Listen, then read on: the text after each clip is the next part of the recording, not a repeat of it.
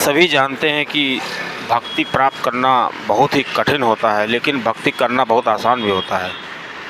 सबसे बड़ी चीज़ होती है कि जिस काम में हमारा मन नहीं लगता वो काम हमको कठिन लगता है। हर आदमी आध्यात्म की तरफ जुड़ना चाहता है और वो चाहता है कि हम सज्जन और सरल बन जाएं, माया मोह के विकार से दूर हो जाएं। लेकिन दुख की बात यह है कि लोग माया मोह, काम, क्रोध, लोभ, माया, मत्सर, ये जो 6 विकार होते हैं इनको समझ नहीं पाते हैं और उसी का आवरण ओढ़े ओढ़े उनका जीवन पूरा निकल जाता है। लेकिन हर आदमी चाहता है कि हम इससे उबर जाएं।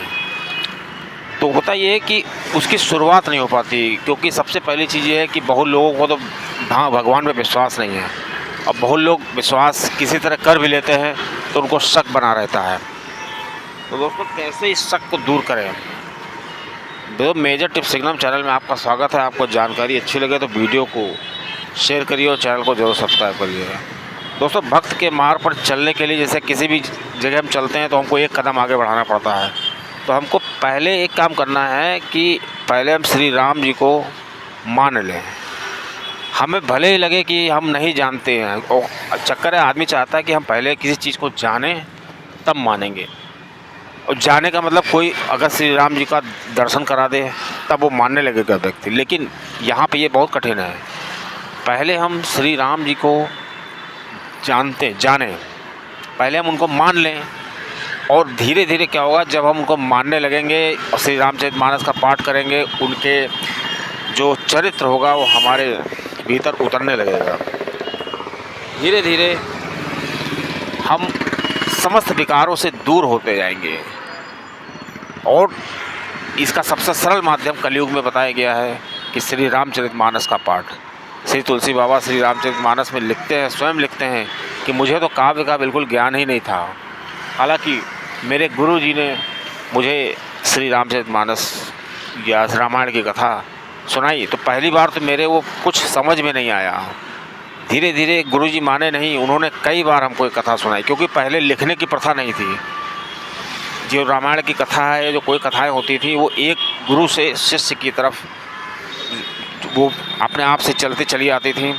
धीरे धीरे श्री रामचरितमानस की रामायण कथा श्री तुलसीदास जी के जो गुरु थे नरहरिया दास, उन्होंने सुनी होगी अपने गुरु से, फिर उन्होंने श्री तुलसीदास जी को सुनाई। लेकिन जब श्री तुलसीदास जी को कथा समझ में नहीं आई, उसके बाद उन्होंने सोचा कि क्यों ना इस कथा को बार बार सुने। और इत्तेफाक था कि नरहरिया दास जी जो थे, श्री तुलसीदास जी को बार बार वो कथा सुनाते थे। जब बहुत बार उन्होंने कथा सुनाई तो श्री तुलसीदास जी ने लिखा है कि मैंने कुछ समझा था, मतलब कुछ समझा था तो मैंने इसको लिखा है। और श्री तुलसीदास जी ये भी लिखते हैं कि ये श्री शिव जी के मन की उपज थी। रचि महेश निज मानस राखा, पाई सुसमय शिवा संग भागा। और ये श्री शिव जी ने श्री माँ पार्वती जी के कहने पर माँ पार्वती जी धन्य हैं कि उन्होंने जनमानस के लिए इस कथा को श्री शिव जी के मुख से बाहर निकलवाया और जनमानस को इससे लाभ हो। दोस्तों, तो इस हमारा कहने का मतलब यह है कि अगर हमको किसी चीज़ पे विश्वास नहीं है, किसी चीज़ की तरफ हम जाना चाहते हैं कि वो अच्छी चीज़ है, तो हमें पहले उसको मान लेना चाहिए। अब मानने के बाद हमको एक एक कदम आगे बढ़ाना चाहिए। पहले हमको श्री रामचरितमानस का 1 दोहा करना चाहिए, 2 दोहे करने चाहिए। लेकिन जब कोई अच्छा काम करते हैं तो बहुत ही विघ्न आती हैं।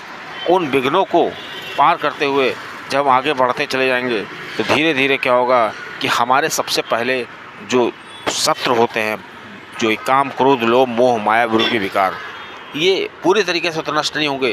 क्योंकि किसी महापुरुष ने कहा है कि अगर किसी के अंदर बिल्कुल भी विकार नहीं है, माया मोह नहीं है, तो वो धरती पर जीवित ही नहीं रह सकता है। जीवित रहने के लिए थोड़ा बहुत होना चाहिए, लेकिन पूरी तरह उस पर आश्रित रहे, ये बहुत ही बड़ी समस्या होती है। दोस्तों, तो जब व्यक्ति धीरे धीरे माया मोह को छोड़ करके अपने इष्ट की तरफ अग्रसर होता है, श्री राम जी की तरफ अग्रसर होता है, तो श्री रामचरितमानस जैसे ग्रंथ का अध्ययन करके, उसका डेली पाठ करके, उसको समझ करके उसको अपने मन में उतार सकता है। दोस्तों, श्री रामचरितमानस का जो नाम है उसी से लगता है कि श्री राम जी का जो चरित्र है जब मन में उतर जाए, मतलब इसका अध्ययन श्री तुलसीदास जी ने जो इसको लिखा है तो उसको इसी पर्पज़ से इसका नाम रखा श्री रामचरितमानस, कि जब हम श्री रामचरितमानस का अध्ययन करेंगे, उसका पाठ करेंगे, तो ये जो होती है हमारे कानों से होती हुई, कान रूपी द्वार से होते हुए हमारे मन मस्तिष्क में प्रवेश कर जाएगी। और पूरी तरीके से जब हमारा मस्तिष्क विकारों से मुक्त हो जाएगा तो हम भगवान की शरण में